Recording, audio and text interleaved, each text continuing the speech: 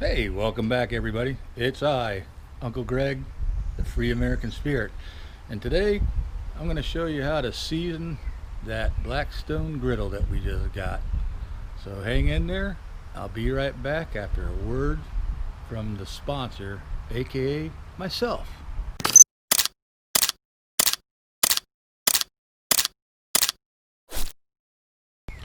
Welcome back everybody. Yes, I support myself and so do you. So if you like the video, hit the thumbs up. If you're brand new, subscribe.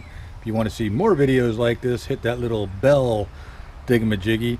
And of course we like it when you put comments in the comments so we can interact, or you share this on Facebook, Instagram, etc. And don't forget, if you want to help get great videos like this, use my Amazon link. Buy anything you want because it doesn't cost you anything more, and I get a small commission to go towards these videos. So let's get to it. Okay guys, for this project you're going to need some paper towels, just a little bit of soap, some water, and I got this little soft bristled brush. I don't want to scratch the surface.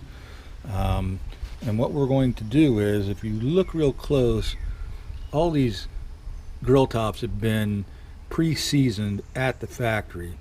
In other words, they've sprayed it down with oil, they've run it through an oven on the assembly line. So I don't want to take all the seasoning off, but what I want to take off is these little spots from handling where people have dropped things. And if you look right here, I don't know if that's tape residue, and there's another spot way over here. Maybe you can't see it, but that's a little harder, so that's what the brush is for. But you just want to put a little bit of soap in there. You know, if you have a rag instead of paper towels, just lightly clean this, because once we get it cleaned off, we're going to rinse it. I don't want to get water all over or on the bottom of the grill. I just want to get enough in here to clean off the handling stuff on the inside. Okay, and then we'll turn the grill on, and once that happens, you'll just put it on until the water evaporates, and then once the grill is warm, we'll go to the next step. So hold on a second. Okay, you can see I sprinkled just a little bit of water on that grill, and over here in that corner where I'm going to scrub it with the scrub brush a little bit, I'm going to put just a drop or two, and same with this corner, because I'm going to need a little bit more soap right there to get off that little residue or whatever. And then once I'm done scrubbing these little parts here, just with this little bit of soap, yeah, it's gone.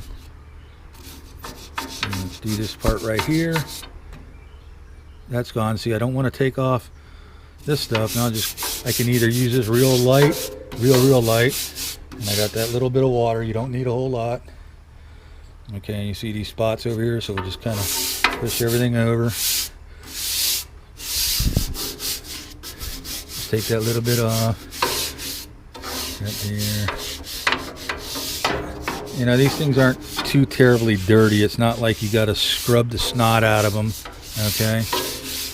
If you don't have any really bad spots, like that residue I had, you know, just use either a lint-free kind of a rag or your paper towel,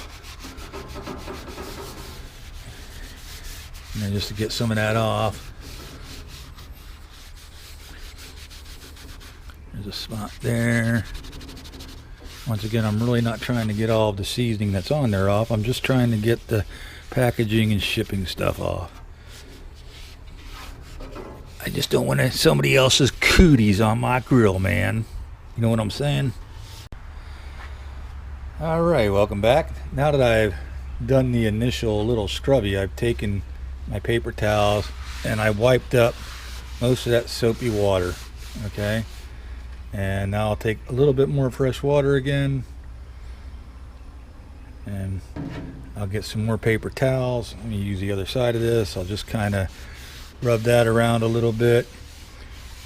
I just want to make sure it was such light soap, but I want to do this a couple times just to make sure that I've got all the soap out of this. You can see it every once in a while kind of go up.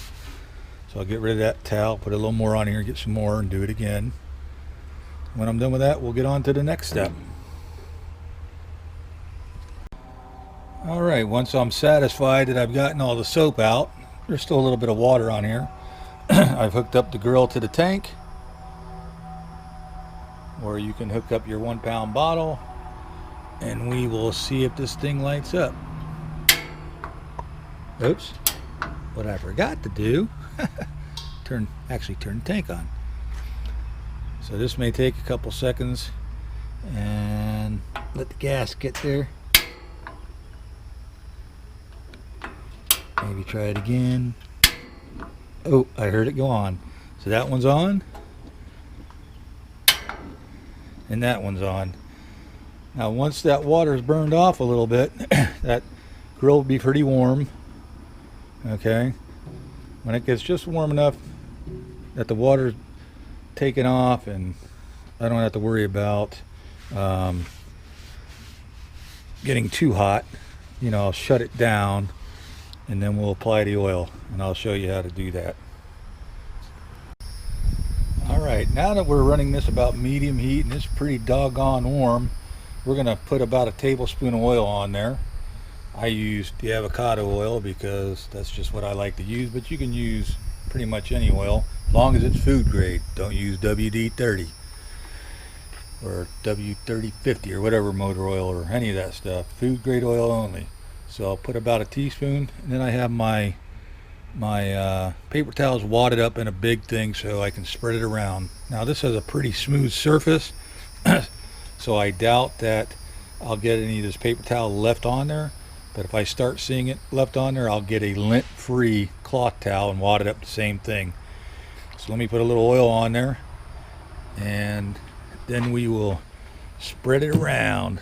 So, okay, now that I'm ready to go, I put about a tablespoon of oil. You can see it's kind of running down here.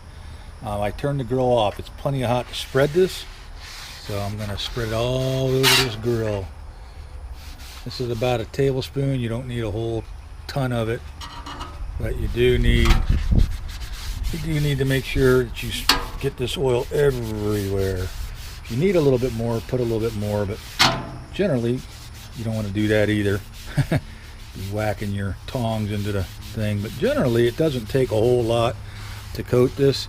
You want to make sure you get the tops, even this little rail here, get the top of it, sides, and you'll do the outsides as well. Okay, so make sure you get everything. So you want enough oil to coat it, because what we're going to do once we get it all coated is we're going to turn this grill back on to high, and we're going to let this oil open up and seep in, or let the grill surface, since it's high, the pores are going to open up from the heat and the oil is going to seep into it, you know. So I'm going to put a little bit more oil here. You know, you don't want to waste oil because it'll take longer for the oil to burn off later. That's a lot of oil. Shouldn't put that much, but yeah, what are you going to do? Okay, so you also want to do these sides here. Get it all. You know, you can't do the bottom. You'd have to take the grill off while it's hot with gloves or something, flip it over, but I don't really recommend doing that, but other people might, who knows. If you can, I'm going to put this camera down, but shut the lid, walk around back, and do the outside of the back. Now that we've got everything coated with a thin coat, top, sides, back, the best we could. Sometimes you might have to, you know, put this down like this and reach your arm across here. Don't get burnt to do some of that back, because, you know, and then some back there with it up. Just get it all, you know, and try to get those little corners. Anyways, it's kind of a pain back there, but you'll get it. So once we get it all done, we will turn this back on.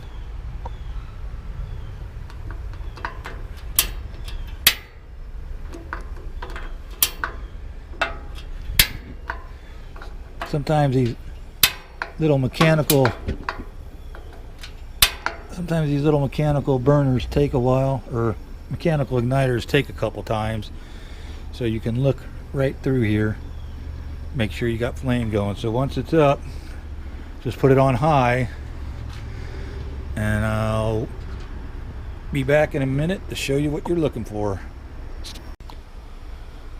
To speed up the heating process, both burners on full, I put the cover down, and now what I'm waiting for is to see a little bit of smoke coming out of here.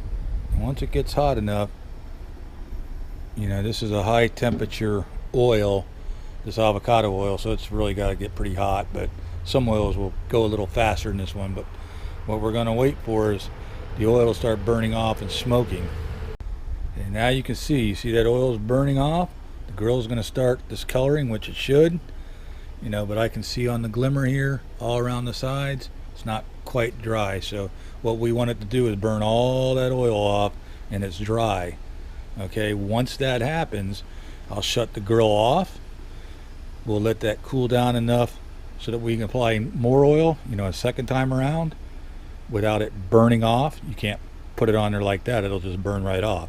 So we'll let it cool down, we'll put more oil just like I did the first time, and we'll do that 2 more times, and it should be a nice black when we get done with it.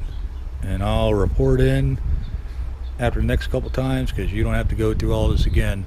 Another thing, see right there, that's little pieces of paper towel. Don't worry about it, you might wipe it up with the next one, but you know, that's why I tell people sometimes just use a lint-free cloth. It's not a huge deal, but you know, if you want to get picky. All right, let's let this burn off for a while, and I'll put the second and third coat on. Oh yeah, she's heating up good now. I don't know if you can see that smoke, but let's just take a peek.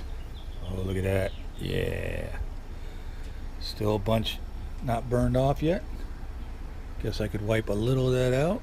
Same with that corner. That's why I tell you not to use too much oil when you're doing this. Stand by.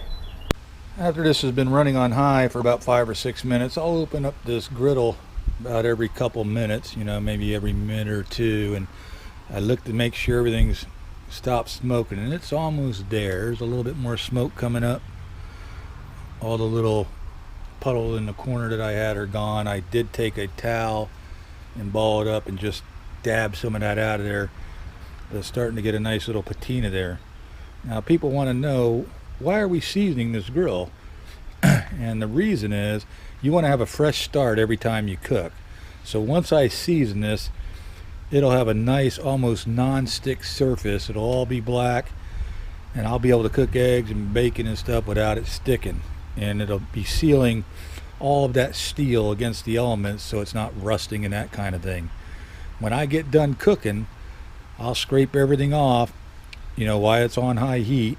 I'll scrape everything off, let it cool down, and I'll put another coat on it, and it'll be ready for the next time. And you have to do that every time.